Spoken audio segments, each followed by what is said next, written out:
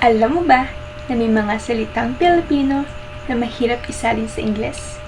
Marami sa mga ito ay may mga malalim na kahulugan sa ating kultura. Ako nga pala si Honey Macy Montano, nagmula sa seksyong BSIT 1A. Isang nakakaintrigang paksa ang mga salitang Pilipino na walang direktang katumbas sa Ingles. Isa dito ay ang salitang kilig. Ito isang damdamin ng matinding tuwa at pagkasabik. Karaniwang nararamdaman kapag may mga romantikong kaganapan. Isa pang halimbawa dito ay ang gigil, na tumutukoy sa hindi mapigilang pagnanasa na pisilin o yakapin ng isang bagay o tao na mahalaga sa iyo dahil sa labis sa tuwa o pagkagiliw.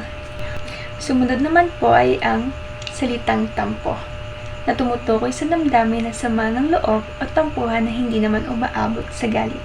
Isa pa pong halimbawa ay ang alimpungatan, na naglalarawan sa estado ng pagkaalimpungatan mula sa pagkatulog o pagkakatulog kung saan hindi paganap na gising ang isang tao.